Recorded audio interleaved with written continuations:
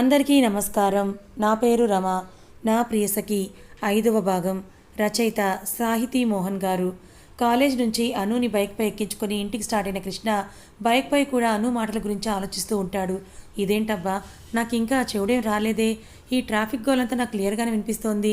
మరి అలాంటప్పుడు ఇందాక ఇది అన్న మాటలు కూడా నాకు కరెక్ట్గా వినిపించినట్టే కదా, మరి ఎందుకు అలా మార్చి చెప్పింది? మళ్ళొకసారి దాన్నే అడుగుదాం అనుకుంటూ అను అని పిలుస్తాడు కృష్ణ. ఏంట్రా అంటుంది అను. మరి ఇందాక నువ్వు అన్నది నేనుండగా ఇంకో కలర్స్ కావాల్సి వచ్చాయా అని అనే కదా నేను క్లియర్గా విన్నాను. కానీ నువ్వు అది కాదు, మా ముందు అలా మాట్లాడతారా నన్ను ఎందుకు చెప్పావు అంటాడు కృష్ణ. అమ్మో, దొంగమోహవాడు బాగానే పసిగట్టేశాడు. ఇప్పుడు ఏం చెప్పి తప్పించుకోవాలని తెగ టెన్షన్ పడిపోతూ ఒళ్ళోని బ్యాగ్ని నలిపేస్తూ ఉంటుంది అను.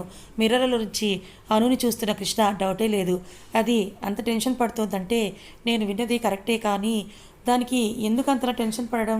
నేనుండగా నీకు ఇంకో కలర్స్ కావాల్సి వచ్చారా అనే కదా అన్నది అనుకుంటూ ఏదో తట్టినట్టుగా బైక్ని సడన్గా బ్రేక్ వేసి ఆపేస్తాడు. అమ్మో, వీడికి అనుమానం వచ్చింది, ఎలా ఇప్పుడు తప్పించుకోవాలి అని ఆలోచనలో ఉన్న అను సడన్గా బ్రేక్ వేసిన సరికి తుల్లిపడి కృష్ణని అతుక్కుపోయింది.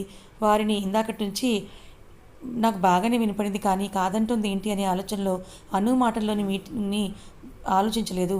ఒరే కృష్ణ, నువ్వు ఇంత వెదవేంట్రా అని తనని తాను తిట్టుకుంటూ మిర్రర్ల నుంచి అనుని చూస్తాడు. సడన్ బ్రేక్కి కృష్ణని అతుక్కుపోయినాను కాసేపటికి తేరుకొని సరిగ్గా కూర్చొని మిర్రర్లో నుంచి కృష్ణని చూస్తూ బ్లష్ అవుతుంది. అప్పుడే అనుని చూసిన కృష్ణ ఇందాకటి మాటల్లో సగం కన్ఫర్మ్ అయ్యింది. ఇప్పుడు పూర్తిగా కన్ఫర్మ్ అయిందనుకుంటూ అనుని చూస్తాడు. కృష్ణని చూసి సిగ్గుపడుతున్న అను మళ్ళీ నార్మల్ అవుతూ, ఒరేయ్ ఎందుకు అంత సడన్ బ్రేక్ వేశావు అని కృష్ణ వీపి చరుస్తుంది. ఏం లేదే, ఇందాకటి దాకా ఒక చిన్న డౌట్ ఉండేది, ఇప్పుడు అది క్లారిఫై అయిపోయిందిలే, ఇక వెళ్ళిపోదామంటూ బైక్ స్టార్ట్ చేస్తాడు కృష్ణ. అమ్మో, ఏం క్లారిఫై అయింది వీడికి అనుకుంటూ మళ్ళీ ఆలోచిస్తూ కూర్చుంటుంది అను. దారంతా కూడా మిర్రల నుంచి అనుని చూసి నవ్వుకుంటూ చూస్తానే ఎన్ని రోజులు దాస్తావే ఇలా అనుకుంటాడు కృష్ణ. ఇంతలో అను ఇల్లు రావడంతో బైక్ ఆపుతాడు. బైక్ ఆగింది కూడా తెలియనంతగా టెన్షన్ పడుతున్నాను చూసి నవ్వుకొని, అను డార్లింగ్ ఎందుకే అంత టెన్షన్ పడుతున్నావే, నాకు మ్యాటర్ అర్థమైందిలే, ఇంకా నువ్వు టెన్షన్ పడుకో అంటాడు కృష్ణ. కృష్ణ మాటలకు తేరుకొని టక్కున్న బైక్ దిగి ఏం అర్థమైంది నీకు అంటూ తడబడుతూ అడుగుతుంది అను. అను ఆలోచనలు అర్థమైందన్న మాట దగ్గరే ఆగిపోయాయి. కృష్ణ డార్లింగ్ అన్న విషయం పట్టించుకోలేదు. అను తడబాటు చూసి నవ్వుకుంటూ, ఏమీ లేదే, ఎగ్జామ్స్ దగ్గరికి వస్తున్నాయని టెన్షన్ పడుతున్నావు కదా, నాకు అర్థమైందిలే, ఏం కాదు, నువ్వు బాగా రాస్తావంటున్నా అని. దాని గురించి కాదా అని నవ్వుకుంటూ అడుగుతాడు కృష్ణ. అదే అదే దాని గురించి టెన్షన్ పడుతున్నా అంటూ కంగారుగా చెప్పి కృష్ణని చూడకుండా గబగబా గేట్ దగ్గరికి వెళ్ళిపోతుంది అను. కంగారుగా వెళ్తున్న అనుని చూసి నవ్వుకుంటూ, అను బేబీ ఐ లవ్ యూ అంటాడు కృష్ణ. లోపలికి వెళ్ళిపోతున్న అను తన మాటలకి టక్కున ఆగి వెనక్కి తిరిగి చూసి కృష్ణ దగ్గరికి వెళ్ళి ఏమన్నావు అని అంటుంది. లోపల నవ్వుకుంటూ, నేనేమన్నాను అని ఇందాక బైక్ ఎక్కినప్పుడు అను బ్యాగ్తో పాటు పట్టుకున్న తన బ్యాగ్ని చూపిస్తూ అను బ్యాగ్ ఇలా ఇవ్వు అన్నాను అని ఇన్నోసెంట్గా ఫేస్ పెట్టి చెప్తాడు కృష్ణ. కృష్ణ మాటలకి అయోమయంగా చూస్తూ తన చేతిలోని ఉన్న బ్యాగ్ కృష్ణకి ఇస్తుంది అను. చెయ్యి ఊపుతూ బాయ్ అను అని టక్కున కన్ను కొట్టి మళ్ళీ ఏం తెలియనట్టు నార్మల్గా ఫేస్ పెట్టి నుంచుంటాడు కృష్ణ. కృష్ణ కన్ను కొట్టగానే షాక్ అయింది అను. ఇప్పుడు నువ్వేం చేశావంటూ అడుగుతుంది అను. నేనేం చేశాను, బాయ్ అను అని అన్నాను, చెయ్యి ఊపాను అని నార్మల్గా చెప్పి నీకెలా కనపడింది అని అంటూ అడుగుతాడు కృష్ణ. అను బుర్రగొక్కుంటూ నాకు కన్ను అంటూ ఏదో చెప్పబోతూ ఆగి, అమ్మో నేనేంటి ఇలా చెప్పబోయాను, ఒకవేళ నా భ్రమే అయ్యుంటే ఇంకేం లేదు ఆడేసుకుంటాడు వీడు అనుకుంటూ నాకేం కనపడలేదు, అలానే కనపడిందిలే అని చెప్పి అక్కడే ఉంటే నేనే వాడికి దొరికిపోయేలా ఉన్నాను అనుకొని బాయ్ కృష్ణ అంటూ హడావిడిగా లోపలికి వెళ్ళిపోతుంది అను. వెళ్తున్న అనునే చూస్తూ, ఇప్పటిదాకా నన్ను కన్ఫ్యూజ్ చేశావు కదే, ఇప్పుడు నీ టైం బేబీ, రాత్రంతా నిద్రపోకుండా ఆలోచిస్తూ ఉండు అని అనుకుంటూ నవ్వుకొని బైక్ స్టార్ట్ చేసుకొని వెళ్ళిపోతాడు కృష్ణ. లోపలికి వెళ్ళిన అనులో బ్యాగ్ మంచంపై పడేసి తను కూడా కూర్చొని వీడు నిజంగానే అన్నాడా లేకపోతే నేనే భ్రమపడ్డానా అని ఆలోచిస్తూ ఏమీ అర్థం కాక తల విదిలిస్తూ, బాబోయ్ బుర్ర హీటెక్కిపోయింది, ముందు అర్జెంటుగా స్నానం చేయాలని వాష్రూమ్లోకి వెళ్ళి షవర్ ఆన్ చేసి దాని కింద నిలబడిపోతుంది అను. లేచి ఆలోచనలన్నిటికీ స్వస్తి చెప్పేసి ఎగ్జామ్స్పై దృష్టి పెట్టి బాగా ప్రిపేర్ అవుతూ ఉంటారు అందరూ కూడా. పొద్దున్నే లేచి మధు దీపులు కాలేజ్కి, సూర్య మిహిర్ ఆఫీస్కి రెడీ అయి వెళ్ళిపోతారు. ఆఫీస్కి రీచ్ అయిన సూర్య లోపలికి ఎంటర్ అవుతూ, నువ్వు టీమ్స్ని డివైడ్ చేసే లిస్ట్ తీసుకొని నా క్యాబిన్కి రా అని మిహిర్కి చెప్పి స్టాఫ్ అందరినీ విష్ చేస్తూ తన క్యాబిన్కి వెళ్ళిపోతాడు సూర్య. సూర్యకి ఓకే సార్ అని చెప్పి తన ప్లేస్కి వెళ్ళి ఒక అరగంట కుస్తీ పడి టీమ్స్ని డివైడ్ చేసి సూర్య దగ్గరికి వెళ్తాడు. మిహిర్ మే కమిన్ సార్ అంటాడు. వర్క్ చేస్తున్న సూర్య తలెత్తి చూసి కమిన్ అని చెప్పి మళ్ళీ ల్యాప్టాప్లో తలదూరుస్తాడు. అన్నయ్య ఇదిగో లిస్ట్ అంటూ ఇస్తాడు. నువ్వు ఆ లిస్ట్ తీసుకొని చెక్ చేస్తూ సూర్య కాసేపటి తర్వాత తలెత్తి మిహిర్ని చూసి ఏంట్రా ఇది అని అడుగుతాడు. అమ్మో కనిపెట్టేశాడా అనుకుంటూ టీమ్స్ డివైడ్ చేసి లిస్ట్ ఇవ్వమన్నావు కదా అన్నయ్య, అదే ఇది అని అంటూ ఇన్నోసెంట్గా చెప్తాడు మిహిర్. నేను ఇంకా గ్రాసరీస్ లిస్ట్ అనుకున్నాను కానీ వెటకారంగా అంటాడు సూర్య. వాటితో ఇక్కడ ఏం పని అన్నయ్య, అయినా పెద్దమ్మ అవి రాస్తుంది కదా చెప్తాడు మిహిర్. నువ్వు ఇక్కడ పులిహోర కలుపుదామని తెచ్చుకోవడానికి రాసావేమో అనుకున్నా అంటాడు సూర్య. నేనా పులిహోర, నాకు రాదన్నయ్య అంటాడు మిహిర్. మరి రాకుండానే మాన్సీ పేరుని నీ టీంలో ఎందుకుంది అంటూ కళ్ళెగరేస్తూ అడుగుతాడు సూర్య. అమ్మో చూసేశాడు అనుకుంటూ అది అది అని నసుకుతాడు మిహిర్. అది ఏంటి, అది ఆ 5 మెంబర్స్ని నా టీంలో వేయమని చెప్పాను కదా అని అంటాడు సూర్య. ఆ మాటకి కాస్త ధైర్యం తెచ్చుకొని, ఏంటన్నయ్య నువ్వు తెలిసి కూడా చెప్పాను కదా నీకు మాన్సీ అంటే నాకు ఇష్టమని, అందుకే అంటాడు. అయితే అంటూ క్వశ్చన్ మార్క్ ఫేస్ పెట్టి అడుగుతాడు సూర్య. అయితే అంటే ఏంటి, తను నీ టీంలో ఉంటే నాకు గురించి తనకి, తన గురించి నాకు ఎలా తెలుస్తుంది, అందుకే అంటూ చెప్పబోతూ ఉంటే సూర్య మధ్యలోనే ఆపి, అందుకే తనని టీంలో ఉంచుకొని వర్క్ ఆపేసి తనకు లైన్ వేసుకుంటూ కూర్చుందామని అనుకున్నావు కదా అంటాడు సూర్య. చిచ్చి కాదన్నయ్య, ఒకే టీంలో ఉంటే వర్క్ గురించి మాట్లాడుకుంటూ కాస్త క్లోజ్ అవ్వచ్చు అని అలా చేశా అంతే అంటాడు మిహిర్. సూర్య ఇంకా అనుమానంగా చూస్తూ ఉంటే, ప్లీజ్ అన్నయ్య నువ్వు అలా చూడకు, నన్ను నమ్ము, నిజంగా వర్క్ దారి వర్క్దే, దీని దారి దీనిదే, ప్లీజ్ అన్నయ్య అని అంటూ సూర్యని బ్రతిమలాడతాడు మిహిర్. సరేలే అని మళ్ళీ లిస్ట్ చూస్తూ, మరి కిరణ్ని కూడా ఎందుకు నీ టీంలోనే వేశావు అని అడుగుతాడు సూర్య. హిహిహి అంటే తన ఫ్రెండ్స్ అందరినీ నీ టీంలో వేసి తన ఒక్కదాన్ని నా టీంలో వేసుకుంటే డౌట్ వస్తుందేమో అని అలా చేశా అంటూ వెరినవ్వు నవ్వుతాడు మిహిర్. అని నా టీంలో కృష్ణ, అను, మేఘన, ధన్వి అని ధన్వి పేరును పలికి చిన్నగా నవ్వుకొని మళ్ళీ నార్మల్ అవుతూ, మరి మేఘనాని ఎందుకు నా టీంలో వేశావు అని అడుగుతాడు సూర్య. అంటే మేఘనాని టీం లీడర్ చేస్తే తనకున్న తిక్కతో ఫ్రెషర్స్ అందరినీ హడలుగొడుతుంది, అదే నీ టీంలో అయితే కామ్గా తన పని తను చేసుకుంటుంది, అందుకే అలా వేశానంటాడు మిహిర్. సరేలే ఏదో పోనీలే, పాపం తమ్ముడు కదా అని ఒప్పుకుంటున్నా, తను వచ్చాక వర్క్ మానేసి తనతో పులిహోర కలుపుతూ కూర్చోవడం చూశాననుకో, నీ మీద ఉన్నవి లేనివి చాడీలు చెప్పి నీ మొహం చూడకుండా చేసేస్తా, మైండ్ ఇట్ అంటాడు సూర్య. అమ్మో అంత పని చేయకన్నయ్యా, నేను జాగ్రత్తగానే ఉంటాను అంటాడు మిహిర్. సర్లే వెళ్ళి వర్క్ చూసుకో అంటాడు సూర్య. ఓకే అన్నయ్య అంటూ ఒక అడుగులో రూమ్ దాటి పారిపోతాడు మిహిర్. వెళ్తున్న మిహిర్నే చూసి నవ్వుకుంటున్న వర్క్లో లీనమైపోతాడు సూర్య. ఇలా ఆ వీక్ అంతా కూడా ధన్వి, మాన్సి, అను, కృష్ణ, కిరణ్లు ఎగ్జామ్ రాయడంలో, సూర్య, మిహిర్లు ఆఫీస్ వర్క్లో, మధు కాలేజ్కి వెళ్ళడంలో, చరణ్, దీపులు వీలైనప్పుడు కలుస్తూ కుదరినప్పుడు ఫోన్లో ప్రేమ ఊసులు చెప్పుకుంటూ అందరూ అలా బిజీగా గడిపేస్తూ ఉంటారు. ధన్వి వాళ్ళకి ఎగ్జామ్స్ అయిన 2వ రోజు పొద్దున్నే కాఫీ తాగుతున్న విష్ణు గారితో, ఏమండి అమ్మాయికి ఎగ్జామ్స్ అయిపోయి ఉంటాయి, ఒకసారి పెళ్లి చూపుల ముహూర్తం చూసి మోహన్ గారికి చెప్పండి అంటారు సౌజన్య గారు. నేను ఇవాళ పంతులు గారిని అడుగుదామని అనుకుంటున్నాను, అదే విషయం అని అడుగుతారు విష్ణు గారు. మరి ఇంకేం, ఇదిగో ఫోన్ చేయండి అంటూ ఆల్రెడీ ఆవిడ తెచ్చిన ఫోన్ని విష్ణు గారి చేతిలో పెడతారు సౌజన్య గారు. ఆవిడ హడావిడి చూసి నవ్వుకొని, కొడుక్కి పెళ్లి చేసి తొందరగా కోడలు తెచ్చుకోవాలని ఆరాటంగా ఉంది కదా నీకు అని అంటారు విష్ణు గారు. మీకు లేదా, మీరు పైకి చెప్పరు, నేను చెప్తాను అంతే తేడా అని ఆయనను చూసి నవ్వుతారు సౌజన్య. అవునవును అంటూ పంతులు గారికి కాల్ చేస్తారు విష్ణు గారు.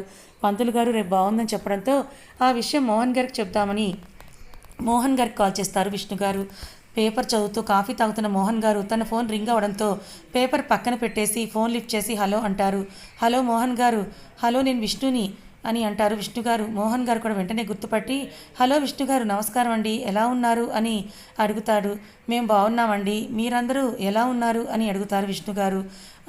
ఇలా వాళ్ళు మాటలన్నీ అనుకున్న తర్వాత కుశల ప్రశ్నలు అయిన తర్వాత, ఇందాకే పంతులు గారితో మాట్లాడానండి, పెళ్లి చూపులకు రేపు మంచి రోజని చెప్పారు, ఆ విషయమే మీకు చెప్పి మీ అభిప్రాయం తెలుసుకుందామని చేశానంటారు విష్ణు గారు.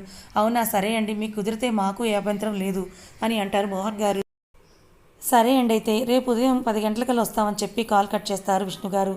వీళ్ళు మాట్లాడినంత పక్కనే ఉండి విన్న సౌజన్య గారు సంబరపడిపోతూ, నేను సూర్యకి చెప్పి చెల్లికి కూడా చెప్పాలని హడావిడిగా పైకి వెళ్ళిపోతారు. ఆవిడ హడావిడిని చూసి నవ్వుకుంటుంటారు విష్ణు గారు. సౌజన్య గారు పైకి వెళ్ళేసరికి సూర్య ఆఫీస్కి వెళ్ళడానికి రెడీ అయ్యి ఫైల్స్ అద్దుకుంటుంటాడు. సూర్యని చూసి నవ్వుకుంటూ లోపలికి వెళ్ళి, నాన్న సూర్య అని పిలుస్తారు. సూర్య చేస్తున్న పని ఆపి, ఏంటమ్మా అని అడుగుతాడు. రేపు నువ్వు ఆఫీస్కి వెళ్ళట్లేదు, ఏమన్నా అర్జెంట్ వర్క్స్ ఉంటే ఇవాళే అన్నీ కూడా నువ్వు కంప్లీట్ చేసుకొని త్వరగా వచ్చాయి అని అంటారు సౌజన్య. ఏమా, నాతో ఏమన్నా పనుందా మీకు అని అంటూ ఫైల్స్ బ్యాగ్లో పెడుతూ అడుగుతాడు సూర్య.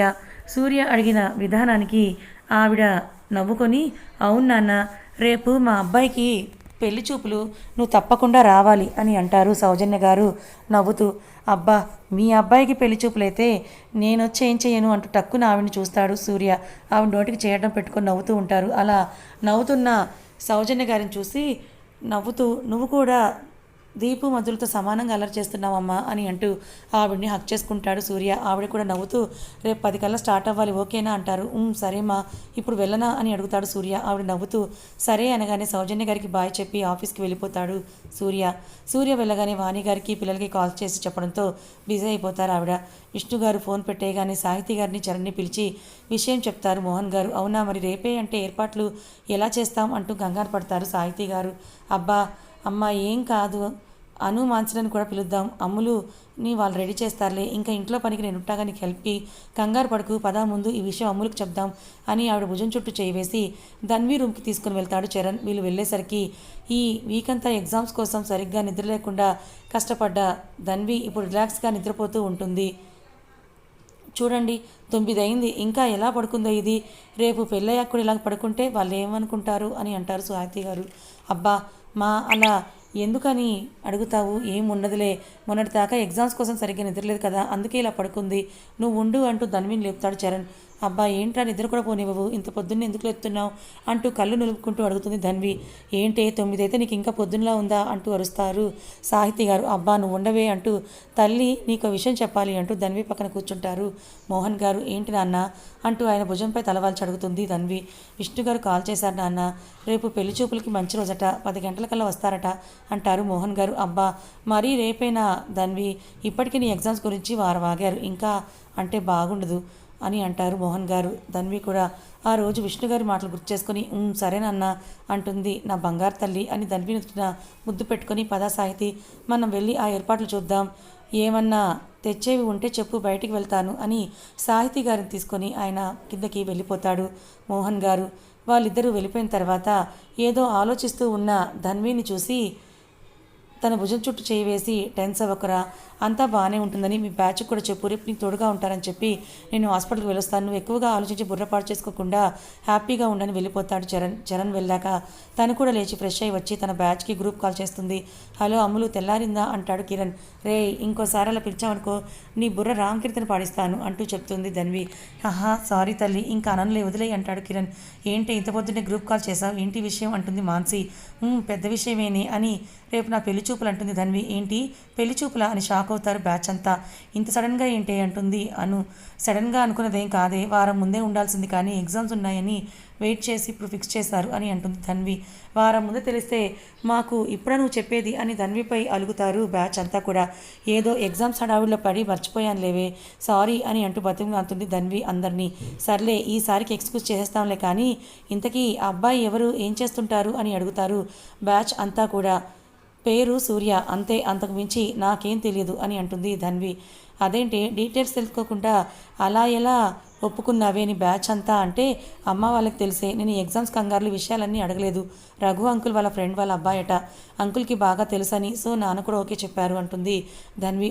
కనీసం ఫోటో అయినా చూసావా, ఎలా ఉన్నాడు అబ్బాయి అంటుంది మాన్సి. లేదే, రేపే డైరెక్ట్గా చూడాలంటుంది ధన్వి. రేపు 10 కల్లా వస్తారట కాబట్టి మీరు 7 కల్లా వచ్చేయండి, నాకు కాస్త టెన్షన్గా ఉంది ఇక్కడ అంటుంది ధన్వి. చిల్ బేబీ టెన్స్ అవ్వకు, నువ్వు లేచేసరికి మేము వచ్చేస్తాం కదా ఓకేనా అంటారు బ్యాచ్ అంతా కూడా. అలా కాసేపు మాట్లాడుకొని కాల్ కట్ చేస్తారు మన కోతి బ్యాచ్.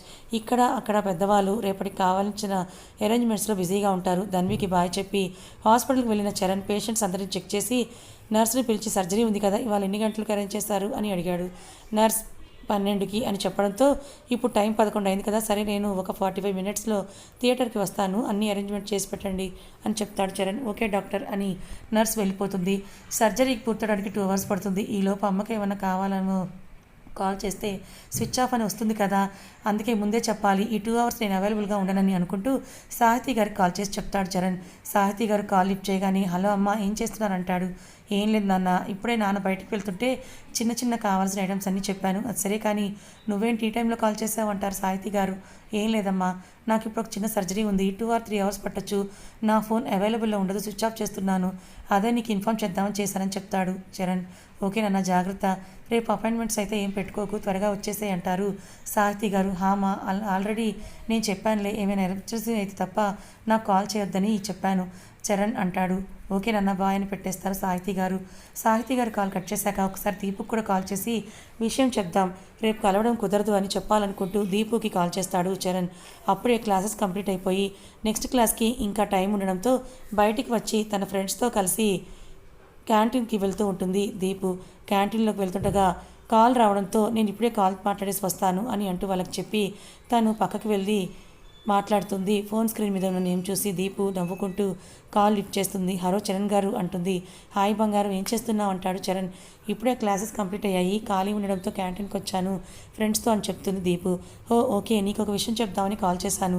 రేపు నా సిస్టర్కి పెళ్లి చూపులు, సో రేపు నేను కొంచెం బిజీగా ఉంటాను. నిన్ను కలవడం కుదురుతుందో లేదో తెలీదు, అదే చెప్దామని కాల్ చేశాను. నైట్కి కాల్ చేస్తానంటాడు చరణ్. అవునా, మీ సిస్టర్కి పెళ్లి చూపులా? What a coincident. రేపు మా అన్నయ్య కూడా పెళ్లి చూపులు. నేనే ఈవినింగ్ కాల్ చేసి రేపు మిమ్మల్ని కలవలేదని చెప్దాం అనుకున్నాను అంటూ చెప్తుంది దీపు. అవునా, సర్లే అయితే రేపు నువ్వు కూడా బిజీ కాబట్టి ఎల్లుండి కలుద్దాం. రేపు నైట్ కాల్ చేస్తానని చెప్పి కాసేపు ఆడుకున్నాక సర్జరీకి టైం అవ్వడంతో దీపుకి సర్జరీ వల్ల వర్క్ 2-3 అవర్స్ ఫోన్ స్విచ్ ఆఫ్లో ఉంటుంది. ఏమైనా చెప్పాలంటే మెసేజ్ చేయమని చెప్పి కాల్ కట్ చేస్తాడు చరణ్. ఇక్కడ ఆఫీస్కి వెళ్ళిన సూర్య మిహిర్లు రేపు పొద్దున్నే అపాయింట్మెంట్ ఏమీ పెట్టుకోకుండా తమ వర్క్ అంతటిని కూడా ఫినిష్ చేసుకొని త్వరగా ఇంటికి చేరుకుంటారు. అలా అందరికీ ఈరోజు గడిచిపోతుంది. సూర్య, love, Dhanvi first time meet అవ్వబోతున్న సన్నివేశాన్ని చూడాలని మన గగనంలోని సూర్య గారు కూడా త్వరగా వచ్చేశారు. ధన్వికి మాటిచ్చినట్టుగానే పొద్దున్న 7 రెడీ అయి వచ్చేశారు మన కోతి బ్యాచ్ అంతా కూడా. డోర్ కొడుతున్న చప్పుడికి వెళ్ళి తలుపు తీసిన సాహితీ గారికి ఫుల్గా రెడీ అయిపోయి దర్శనమిస్తారు మన బ్యాచ్ అంతా.